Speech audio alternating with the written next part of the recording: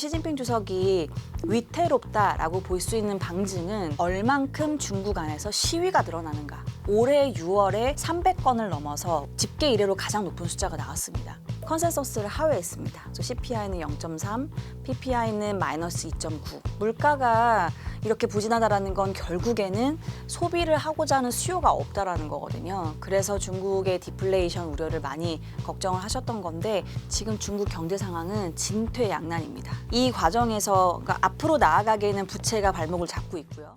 특별한 경제 강의 머니 특강. 안녕하세요 주식초등학교 여러분. 저는 오늘 특강을 맡은 박수연입니다.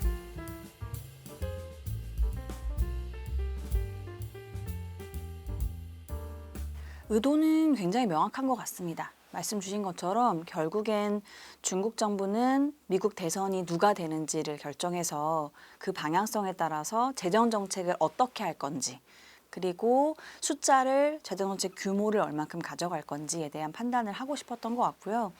이번에 트럼프가 되면서 중국 정부 입장에서는 저는 나쁜 것만 있다고 생각하지 않습니다. 긍정적인 부분들이 확실히 있고요.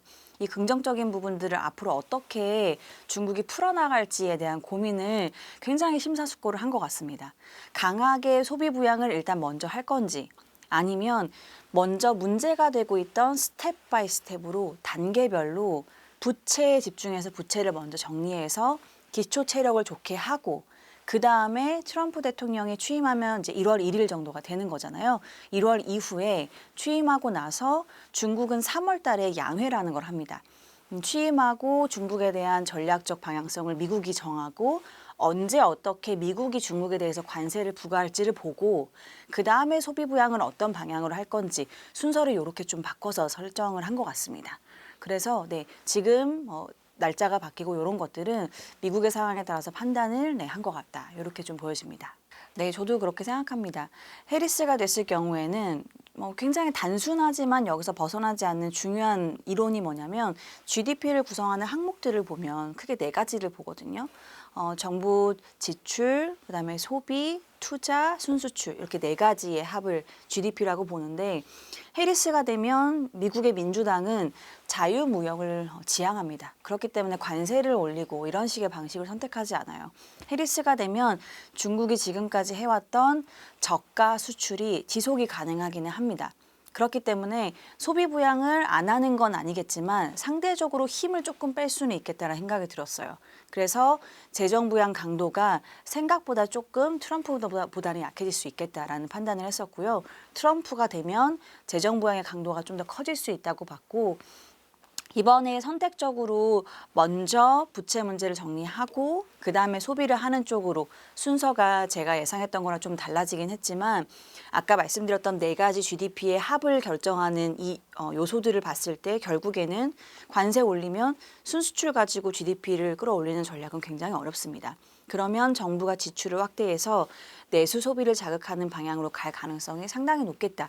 이러한 구조들은 사실 이번에 11월 8일에 전인대 상무위원회에서 발표해줬으면 정말 좋았을 텐데 아쉽게도 말씀드린 기초 체력을 먼저 좋게 하기 위해서 부채를 한번 정리하고 내년 3월 양회에서 재정정책 규모가 소비에 어떻게 강도 측면에서 어떤 컨텐츠로 강화될 건지가 발표가 될 가능성이 높아 보입니다. 중국 경기가 안 좋은 거는 우리 모두 다 알고 있고 중국 안에 수뇌부들은 더욱더 경각심을 가지고 있을 겁니다. 그러면 이 문제에 대해서 우리가 적극적으로 대응하고 있다라는 어떤 쇼맨십이라고 해야 될까요? 이런 것도 하나의 퍼포먼스라고 좀 보여지기는 합니다.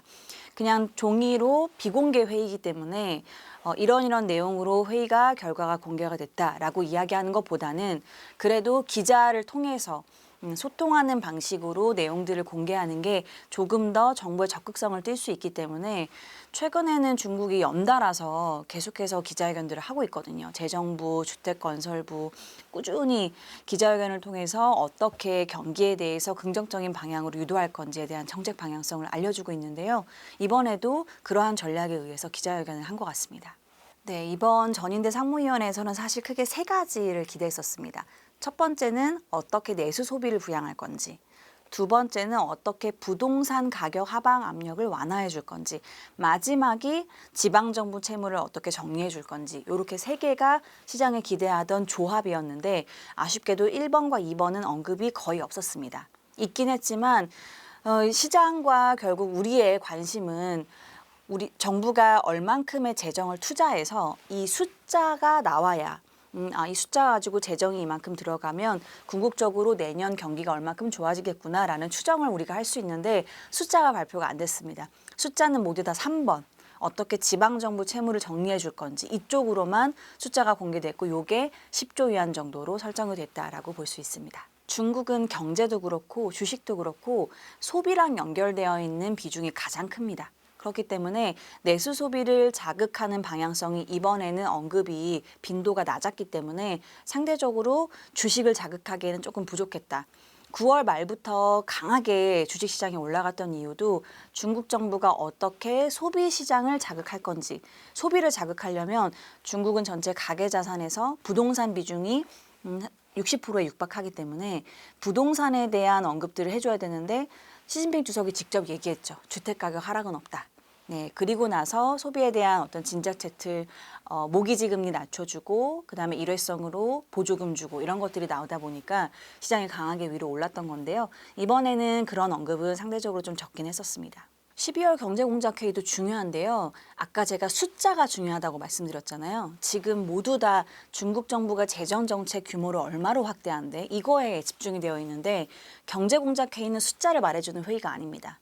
여기는 비공개 회의여서 똑같이 이번에도 이례적으로 기자회견을 할지는 모르겠지만 주로 A4 용지로 해서 한 2장 분량으로 이런 내용으로 회의를 공개했다라고 경제공작회의도 결과가 나오고 여기는 숫자가 하나도 없습니다.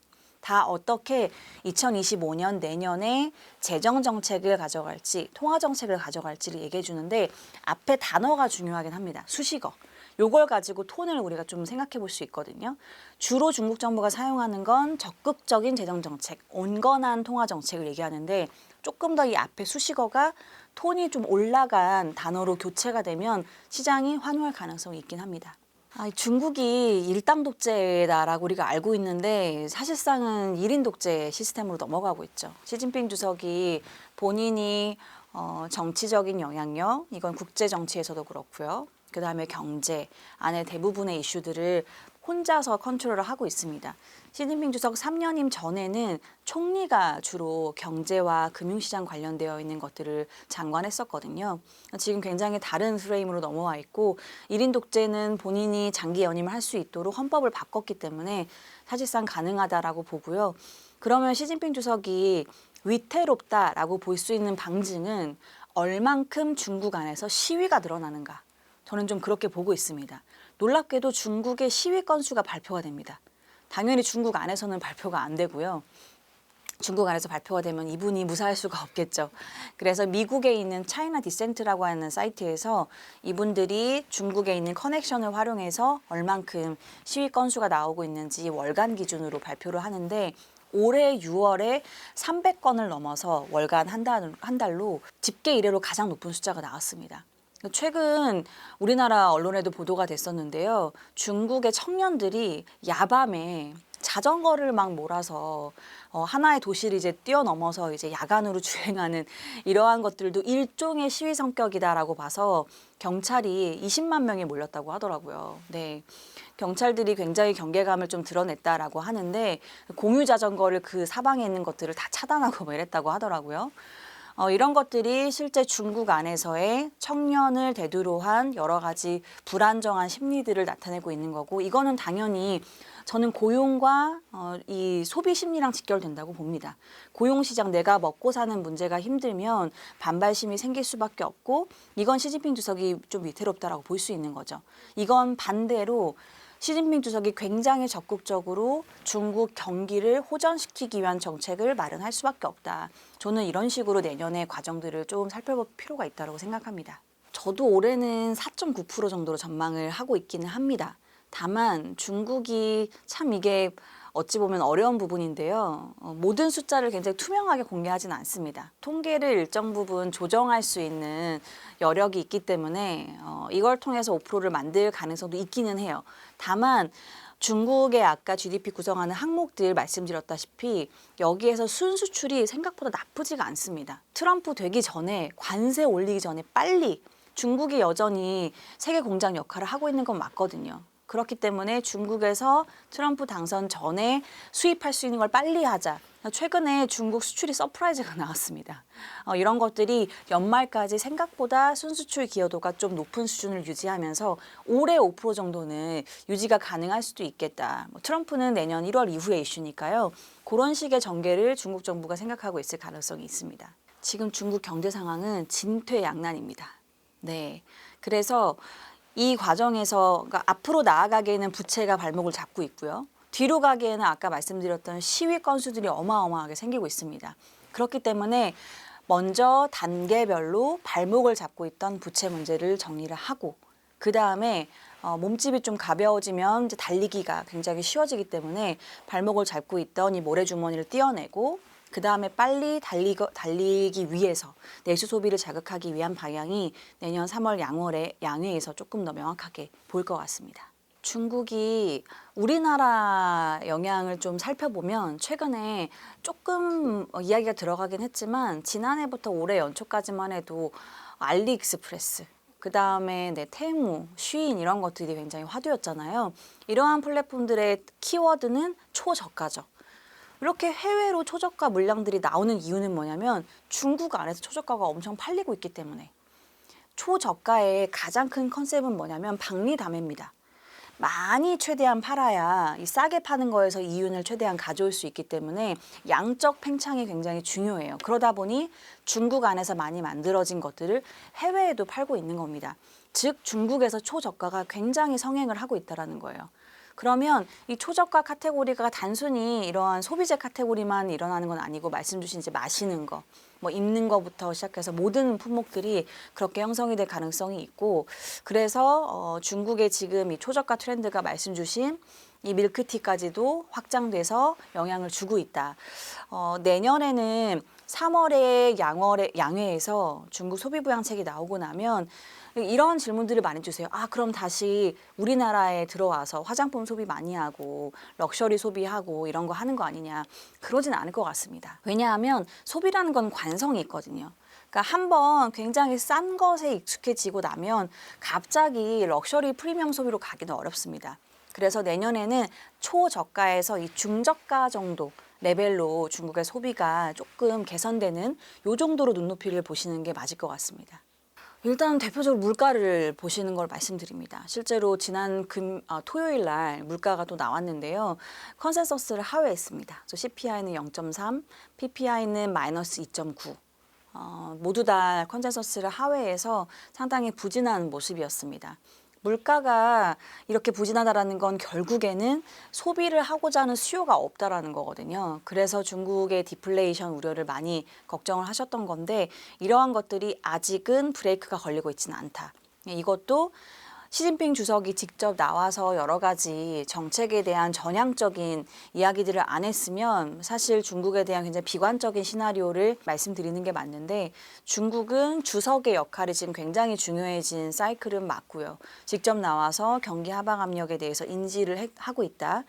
그리고 앞으로 어떻게 개선시킬지에 대해서 굉장히 적극적인 방향성을 띠고 있기 때문에 이렇게 지표가 안 좋게 나올수록 앞으로는 더 강한 정책을 발표할 가능성이 저는 좀 있겠다. 이렇게 연결해서 말씀을 드립니다. 그 무비자 정책 취한 것 때문에 저도 이렇게 기관 투자자분들 만나면 질문을 많이 주시는데요.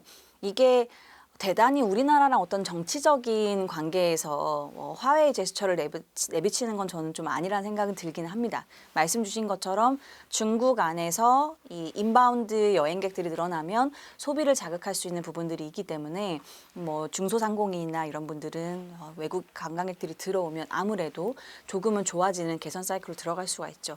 이런 것들을 유도할 가능성이 굉장히 여기에 의도가 보인다. 이렇게 말씀을 좀 드립니다. 네. 네, 그 란웨이와 나오기 전에는 전업 자녀라고 해서 그런 단어도 굉장히 많이 유행을 했더라고요. 그러니까 자녀는 맞는데 캥거루족을 넘어서서 이제는 전업으로 부모님 서포트하고 뭐 이런 집안일 하고 이런 식으로 부모님한테 얹혀서 사는 그런 세대들이 청년층에서 굉장히 많이 나타나고 있는 거죠. 이런 거는 좋은 현상은 아니고요. 중국 경제가 굉장히 청년층의 양질의 일자리를 제공해주고 있지 못하다. 이렇게 연결해서 볼 수 있는 거고요.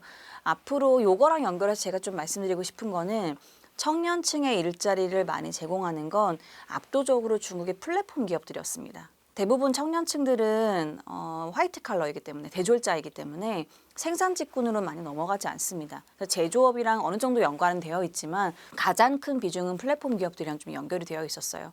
플랫폼 기업을 앞으로 더 규제하면 이런 쪽에서의 고용 흡수를 할 수가 없겠죠. 그래서 저는 청년층 실업률이 악화될수록 앞으로는 중국 정부가 이제는 공동부유를 조금은 내려놓고 완전 없어지기는 어려울 겁니다. 시진핑 주석이 있기 때문에 강도가 조금 낮아지면서 이들이 중국 안에서 할 수 있는 영향들을 조금씩 이제 역량들을 강화할 수 있게끔 풀어줄 가능성이 있겠다. 그러면 고용도 어느 정도는 좀 해결되는 데 도움이 될 것 같습니다. 중국 전기차는 글로벌 탑티어라고 보셔도 저는 무방한 것 같습니다. 왜냐하면 모든 밸류체인을 중국이 대부분 다 들고 있고요. 공급 물량도 압도적으로 많습니다. 그리고 이번에 좀 제가 주목해서 미국 대선이랑 연결해서 보실 만한 건 사실 일론 머스크인 것 같아요. 일론 머스크가 트럼프 내각에 들어간다는 얘기가 계속 나오고 있는데 트럼프랑 머스크랑 가까워지면서 어떤 일이 생길 수 있냐. 테슬라는 압도적으로 중국에서 발생하는 매출이 많습니다. 그렇기 때문에 중국과의 관계에 있어서 강대강으로 계속 부딪히기보다는 뭔가 나름의 협상안들이 생길 여지가 좀 생겼다. 그래서 이번에는 일론 머스크가 어떻게 트럼프 행정부 안에서 역할들을 좀 해내는지 요걸 연결해서 중국 전기차는 좀 보실 필요가 첫 번째로 있는 것 같고요. 두 번째는 유로존입니다. 트럼프는 대표적으로 동맹국들이랑 굳이 친하게 지내지 않기를 원하는 사람이죠. 뭐 친하게 지내자고 하면 내치지도 않지만 먼저 굉장히 당근을 제시하면서 같이 이런저런 걸 해보자라고 하지 않죠. 그렇기 때문에 유로존 입장에선 여전히 독일, 프랑스, 중국의 구매력에 상당 부분 의존하고 있습니다. 최근에 페라리 실적이 굉장히 안 좋았어요. 그 이유가 중국에서 주문 건수가 급락해서. 중국에서 내수 소비를 자극한다고 하면 미국 연준도 금리를 내리고 있기 때문에 유안화 환율이 상대적으로 조금씩은 강해졌었거든요. 그러면 수입 물가가 떨어지고 내수 부양하면 이 소비 여력도 커지는 거라 구매력이 확대될 수 있는 사이클로 조금씩은 가는 겁니다. 그러면 유로존 입장에선 중국이랑 가깝게 또 지내게 되면 나쁘지 않을 수 있어요. 그렇게 되면 중국이 전기차를 유럽에 공급하는 방향성에 있어서 조금은 유로존도 수위를 좀 낮출 수 있겠다. 그래서 트럼프가 되면 중국 입장에서 관세 때문에 어려운 부분도 생기지만 이렇게 조금은 숨통이 트일 수 있는 산업들도 있다. 이렇게 좀 보실 수 있을 것 같아요. 트럼프 되기 전부터 이미 중국의 기업들이 해외로 공장을 밖으로 빼는 이러한 행태들은 굉장히 오랫동안 지속이 되어 왔습니다. 중국에서는 이걸 출해라고 부릅니다. 출구 출자에 바다의 자. 바다를 건너서 생산기지를 옮긴다라고 해서요. 이러한 기업들이 중국이 내수 소비 부양책 내놓기 전에 실제로 주가가 좋았습니다. 중국 안에서의 안 좋은 여파들을 피해서 수출을 그래도 할 수 있다 보니 기업 이익이 생각보다 괜찮을 수 있다. 이거는 IRA에 적용을 받지 않기 때문에 해외에서 생산을 하면 이런 것들이 일부 트렌드가 있긴 있었는데요. 문제는 미국 안에 짓는 거에 대해서 미국이 승인을 해줄 건가? 요거를 좀 보긴 해야 됩니다. 만약에 승인을 해준다고 하면 중국 기업들이 미국 안에 공장을 건설하는 이러한 흐름들도 전개될 가능성은 좀 있다고 봅니다. 네, 제가 올해 6월 달에 중국 로봇 기업들을 한 10개 이상 쭉 다녀왔었는데요. 밸류체인 하는 기업들을. 저도 만나고 굉장히 놀랐던 건 첫 번째 기술력입니다. 중국은 이미 휴머노이드를 개발하고 있는 기업이 최소 12개 이상이 되고요. 네, 우리나라는 지금 두각을 나타내는 게 두세 개 정도밖에 없는데 중국은 뭐 상장사도 지금 두세 개 정도 이미 있고요. 밸류체인도 굉장히 많이 상장사에도 포진이 되어 있고 특히나 더 무서운 건 굉장히 기술력이 높고 기술 함량이 높은 기업들은 비상장사가 더 많습니다. 비상장사는 정보 공개를 굳이 하지 않아도 되기 때문에 우리가 그들이 어떻게 투자를 하고 R&D를 끌어올리고 있는지 확인하기가 좀 어려워요.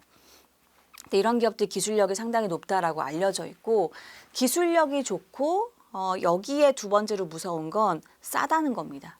네, 굉장히 가성비 높게끔 휴머노이드를 공급하기 위한 노력들을 하고 있고 이렇게 되면 중국이 휴머노이드 시장에서 영향력들을 확대하는 전략이 결국은 로봇도 일종의 재화로서 소비가 돼야 되는 거잖아요. 가격이 전혀 접근할 수 없는 레벨이면 구매 자체가 불가능합니다. 이거를 가능하게 하는 게 제조업의 역량인 것 같아요. 중국은 제조업의 어떤 기지로서 글로벌 시장에서 오랜 기간 2001년도 WTO 가입하고 오랜 기간 구축을 해왔고 인프라가 상당히 좋기 때문에 안에 들어가는 나사부터 시작해서 안에 들어가는 부품들을 조달을 안에서 하기가 굉장히 용이한 구조입니다. 해외에서 수입하지 않으면 당연히 단가가 안에서 조달되는 건 더 낮을 수밖에 없는 거고요. 이런 것들이 중국에서의 굉장히 큰 경쟁력이라고 좀 볼 수 있고 마지막은 중국 안에서 휴머노이드를 개발하는 전략이 좀 무섭습니다. 첫 번째, 중국이 글로벌 생산기지로 나아가기 위해서는 인건비가 낮은 수준을 꾸준히 유지를 해줘야 되고요. 두 번째, 그러려면 인구 보너스 효과가 필요합니다.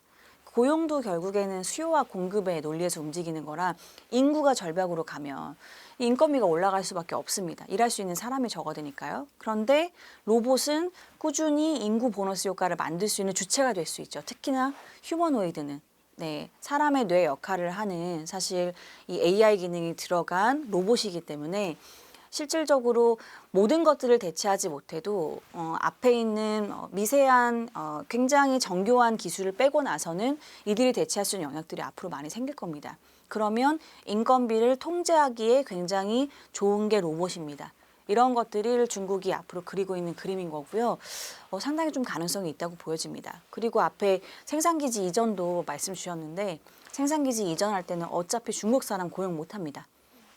현지에서 고용을 해야 되기 때문에 그러면 로봇을 중국 안에서 만들어서 해외로 같이 보내버리면 거기서 생산을 하기에도 훨씬 좋은 구조로 형성이 될 수 있는 거죠. 이런 것들에 대한 큰 그림을 중국이 정부 단에서 탑다운으로 같이 기업이랑 연계해서 좀 그리고 있다라고 판단하고 있습니다. 중국이 주로 육성하는 산업들을 크게 카테고리를 보면 일단 첫 번째로 뺄 수 없는 게 반도체죠. 반도체는 모든 이 소비재 우리가 쓰는 영역에서 첨단 기술에서 우리의 공기라고 할 수 있잖아요. 반도체가 없으면 만들 수가 없기 때문에 반도체 기술에 굉장히 많은 보조금을 주고 있고 두 번째는 반도체를 확보하게 되면 AI를 구축할 수가 있습니다. AI 기술, 그 다음이 말씀 주셨던 로봇, 바이오, 신소재 이런 것들 카테고리에서 우주항공까지 중국이 굉장히 정부 주도로 보조금을 많이 주고 있는 산업이다라고 볼 수 있습니다. 일단은 두 가지를 보셔야 될 것 같아요. 첫 번째, 더 싸게 만들 수 있는가. 여기서 단가를 더 내리기는 어려울 것 같습니다. 그러면 기업들 역마진이 날 거라 싸게 만드는 게 오히려 손해라서 쉽지 않을 것 같고요.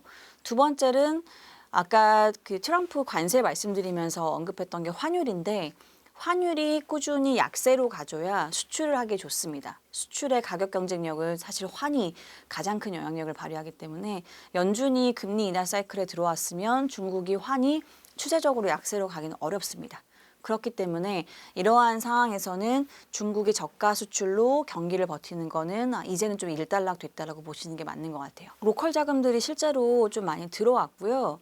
여기서도 한 두 부류 정도로 나눠서 보실 수가 있을 것 같아요. 로컬 자금의 첫 번째 부류는 최근에 MZ들이 그렇게 중국 안에서 계좌를 많이 열었다고 합니다. 그래서 신규로 유입하는 이런 세대들은 주식 투자 손실에 대한 이 아픔이 아직은 없거든요. 그러니까 과감하게 투자를 좀 하는 편이고 주로 중국 정부가 아까 제가 말씀드렸던 육성하는 카테고리에 있는 산업들에서 두각을 나타내는 기업들 위주로 투자를 하고 있고 중국이 9월 말에 경기 부양책 내놓겠다고 하고 지금까지 그래서 섹터별로 수익률을 보면 IT-텍이 압도적으로 수익률이 좋습니다. 그래서 이쪽으로 신규 자금이 로컬에서 첫 번째 부류가 집중을 하고 있고 두 번째 부류는 중국 정부도 지금 중국판 밸류업을 하고 있습니다.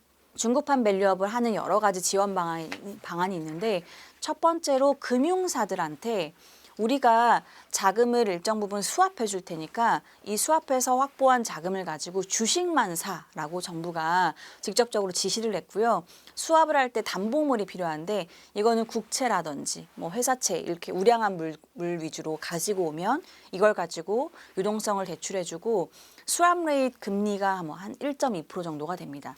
그러면 중국의 고배당주를 굉장히 무지성으로 사더라고요.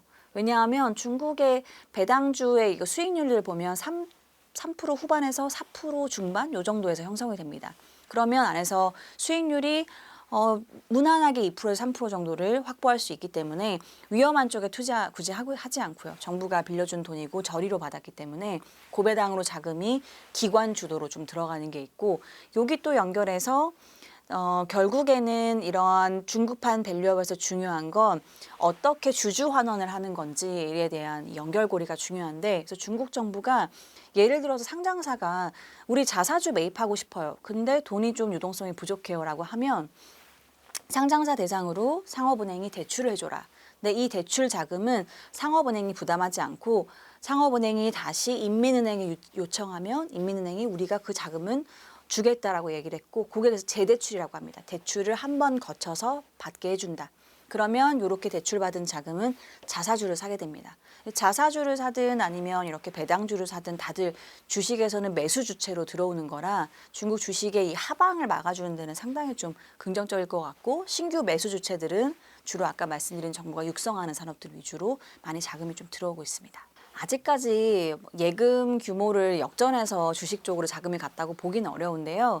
중국은 역사적으로 예금을 굉장히 많이 하는 나라고 상대적으로 좀 보수적으로 주식 투자는 가져갔었는데 이런 것들이 앞으로 수익률이 조금 좋아질 수 있는 가능성들이 정부 정책이랑 연결이 되면서 조금 기대해 볼 수 있는 그런 구간에 들어왔다고 보여집니다. 네, 맞습니다. 경기와 주식을 사실 양방향으로 정부가 부양하고 있고 경기에서 부양하는 주축은 앞으로는 방향성이 저는 부동산으로 조금 갈 가능성이 있어 보입니다. 네. 이번에 11월 8일에 전인대 상무위원회에서 소비부양책을 좀 강하게 발표를 해줬으면 사실은 저는 소비주에 대해서 꾸준히 매수 의견을 말씀을 좀 드리려고 했었는데 이번에는 부채 위주로 내용이 나오다 보니까 한 템포 뒤로 좀 밀려서 소비주는 3월 양회 이후로 보셔야 될 것 같고 그 전까지는 결국에는 중국 안에서 로컬 자금이 선호하는 쪽으로 편승하시는 전략이 전 좋을 것 같습니다.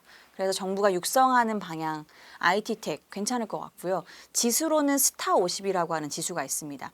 여기 대부분 반도체 밸류체인으로 형성이 되어 있고 그 다음에 고배당주 이런 것들은 배당주 펀드가 공모 펀드들이 좀 있습니다. 이런 것들 들어가시는 것도 괜찮을 것 같고요.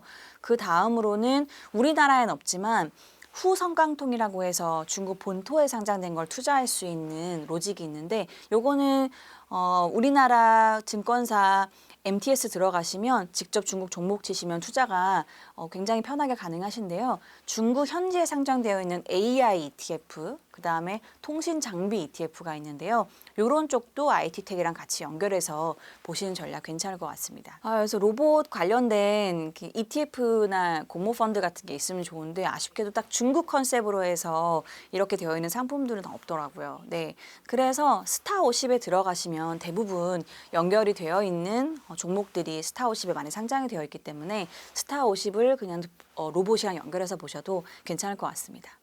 중국이 정책 변동성도 좀 있고 사실 정부 정책 발표나 기업들 실적 발표도 일단은 중국어로 합니다. 영어로 하지 않는 기업들이 많기 때문에 홍콩 상장은 영어로도 같이 동시로 하기는 합니다.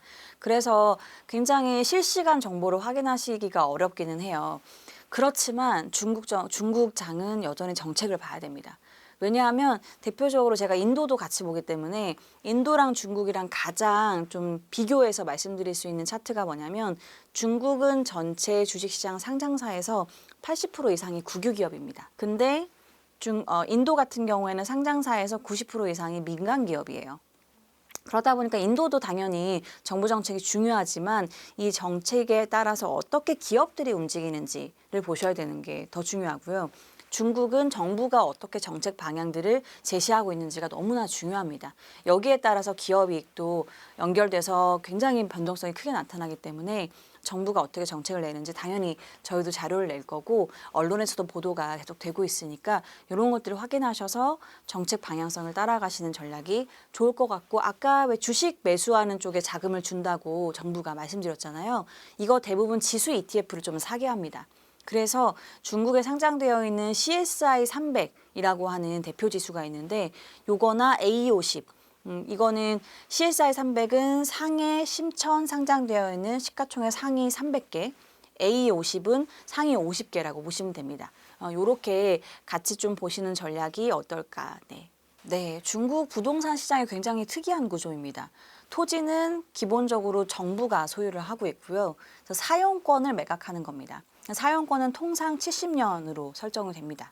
70년의 사용권을 주고 70년 만기가 도래하면 지금 가장 최종에 보유하고 있었던 소유자에게 먼저 매수 의향이 있는지 물어봅니다. 그래서 매수 의향이 있다라고 하면 꾸준히 지속적으로 가져가는 거고요. 그렇지 않다고 하면 사실 다른 사람에게 넘기게 되는 구조로 가는데 그래서 실질적으로는 소유를 하고 있다라고 현지에서는 보기는 합니다. 저는 중국의 이러한 부동산 시장 구조가 굉장히 특이하지만 실질적으로 우리가 아는 매매 형태랑 그래서 큰 차이가 없다라고 말씀을 드리고 두 번째로는 세금이 좀 다르기는 합니다. 중국은 부동산 보유세가 없습니다. 그렇기 때문에 한 명이 부동산 10채를 가지고 있다, 20채를 가지고 있다 이런 것들이 가능하죠. 보유세가 없기 때문에 내가 돈만 있으면 부담이 좀 적고 그래서 굉장히 한 명이 부호가 많은 부동산을 들고 있는 구조가 조금 더 가능하게끔 하는 구조이고 다만 양도세는 있습니다. 근데 양도세를 부동산 경기를 좀 자극하기 위해서 낮춰주는 이러한 방향성들을 좀 갔었고요. 요게 좀 우리나라랑 차이가 있다라고 보시면 됩니다. 중국 지방 정부가 세수를 확보해야 재정 지출 투자를 할 수 있는데 가장 크게 재정 세수에서 확보하는 부분이 아까 말씀드렸던 토지 사용권 매각입니다. 그래서 토지 사용권을 매각해서 얻는 세수가 압도적으로 많았고 거의 절반 정도였는데요. 이게 지금은 굉장히 빠르게 가파르게 떨어지는 상황에 접어들었습니다. 일단 시작은 중국 정부가 시작한 건 맞습니다. 2021년에 기억하시겠지만 그때부터 헝따, 완다, 비구이완 이런 기업들 디폴트 이슈가 생겼고요. 이런 디벨로퍼들이 토지 사용권을 매수해서 그럼 이 매도 대금을 지방정부가 가져가서 여기서 확보한 자금으로 재정 지출을 굉장히 강하게 해서 인프라 투자를 했던 건데요. 이런 것들이 어려워지다 보니 재정 지출이 어려워지고 추가로 확보한 이 재정 매수 대금 플러스로 여기에 레버리지를 굉장히 많이 일으켰습니다. 이게 단어가 조금 쉽게 들리시지 않을 수 있는데 LGFB라고 해서요. Local Government Financing Vehicle이라고 합니다. 그래서 지방정부가 기존에 갖고 있었던 일종의 시드머니를 가지고 SPC 같은 페이퍼 컴퍼니를 만들어서 인프라 투자를 하기 위한 회사를 만들고 이 회사를 가지고 자금 조달을 채권 발행을 더 굉장히 많이 했습니다. 이게 지방정부의 실질적인 이 재무제표엔 들어가 있지 않은데 지방정부 산하에 있는 페이퍼 컴퍼니가 채권을 발행해서 자금을 조달한 거라 실질적으로 지방정부 채무라고 보는 거죠. 지금 11월 8일에 전인대 상무위원회에서 지방정부 채무를 차환하고 한도를 늘려주고 이런 것들이 다 여기 LGFB에서 발행한 것들을 이걸 음성부채라고 합니다. 실질적으로 눈에 가려져 있기 때문에 이거를 지방정부 채권으로 갈아 끼웁니다. 그래서 이제는 우리가 북내에서 재무제표에서 볼 수 있게끔 음성에서 위로 끌어올리고 그 다음에 기업들이 발행한 SPC 금리보다는 지방정부 이름으로 금리 채권을 발행하면 금리 레벨이 낮아지기 때문에 이자 비용이 한 6천억 위안 정도 줄어듭니다. 이런 것들을 이번에 발표했다고 보시면 되고 실질적으로 여기에 연결되어 있는 기업들이 굉장히 많다. 그래서 지방정부가 채무에 좀 허덕이고 있었다. 이렇게 보시면 됩니다. 부동산은 시진핑 주석이 공동부유 얘기하고 2021년에 이런 부동산 디벨로퍼들 자금 조달을 제한하면서 여러 가지 문제들이 생겼는데 이번에 9월 26일 날 정치국회의에서 시진핑 주석이 주택 가격의 하락은 없다라고 본인이 직접 이야기를 했고 이거는 플랫폼 기업도 앞에 잠깐 말씀드렸지만 공동부유 기조를 조금 역행하는 거죠. 모순적이긴 하지만 조금 내려놓고 이제는 경기를 조금 더 고려하는 방향성으로 가겠다라고 이야기를 한 거라고 저는 보여집니다. 다만 그렇다고 해서 주택 가격을 다시 굉장히 강하게 끌어올릴 것인가? 그거는 아직까지 그렇게 확정지어서 말씀드리긴 좀 어려운 것 같아요. 쉽지 않다고 보여지고요. 부동산이라는 것도 뭐 고용도 제가 공급과 수요를 말씀드렸지만 부동산도 그렇잖아요. 계속 주택을 살 수 있는 사람은 줄어드는데 계속해서 난개발로 많이 지어버리면 받아줄 수 있는 주체가 없고 이건 문제가 커집니다. 그럼 정말 일본 모델 가는 거라 그렇게 하지는 않을 것 같고 지금은 주택 가격이 마이너스 6에서 한 8% 정도로 쭉 떨어지고 있는데 이걸 0으로 수렴하는 모습들을 중국 정부 주도로 시진핑 주석이 여러 가지 방안들을 좀 마련할 거다라고 보여집니다. 실질적인 얼만큼 빈집이 있는지에 대한 규모를 파악하기 좀 쉽지는 않은데요. 제가 가지고 있는 데이터로 보면 이미 분양된 주택 재고 중에서 한 45% 정도, 그러니까 절반이 미분양으로 남아있기는 합니다.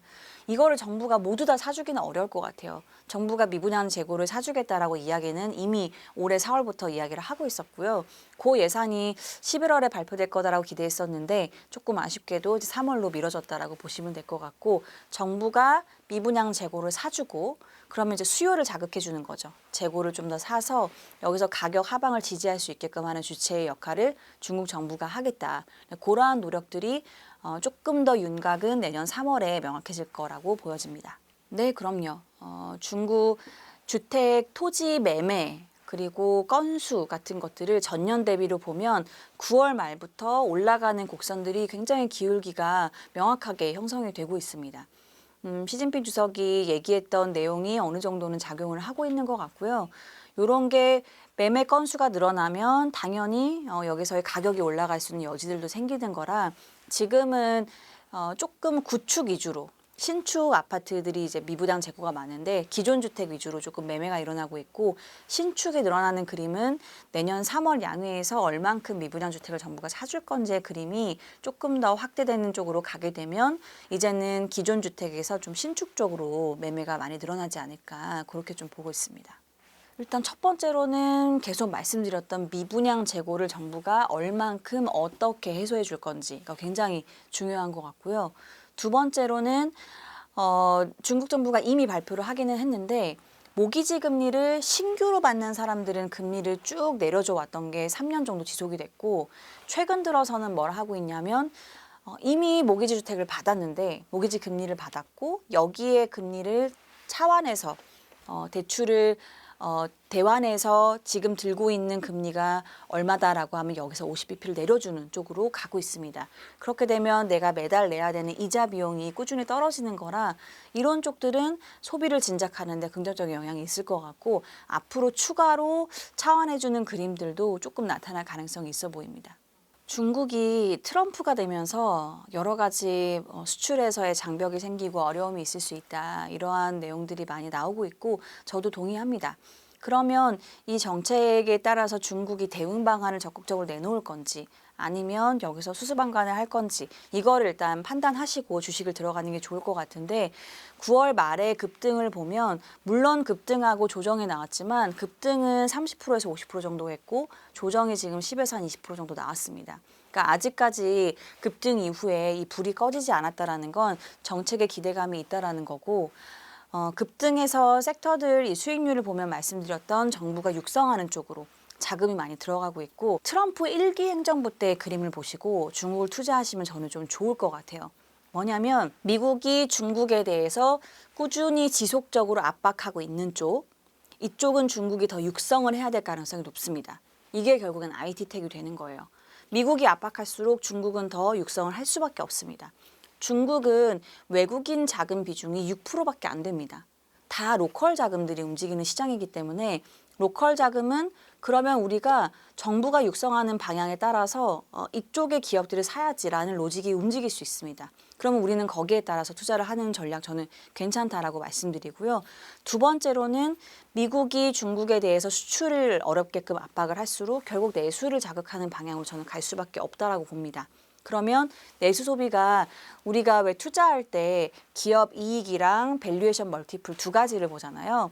멀티플이 10년, 5년 평균 모두 다 가장 낮은 레벨에 있는 게 지금 소비주입니다. 소비가 코로나 이후에 계속 안 좋았기 때문에 가장 싸다라는 걸로 우리가 또 해석해 볼 수가 있는데 이런 쪽은 내년 3월 양회에서 제가 말씀드렸던 부동산과 연결되어 있는 소비를 부양하는 방향성이 조금 더 명확하게 가이드라인이 나오면 그때부터 들어가신 전략 괜찮다. 이렇게 말씀드립니다.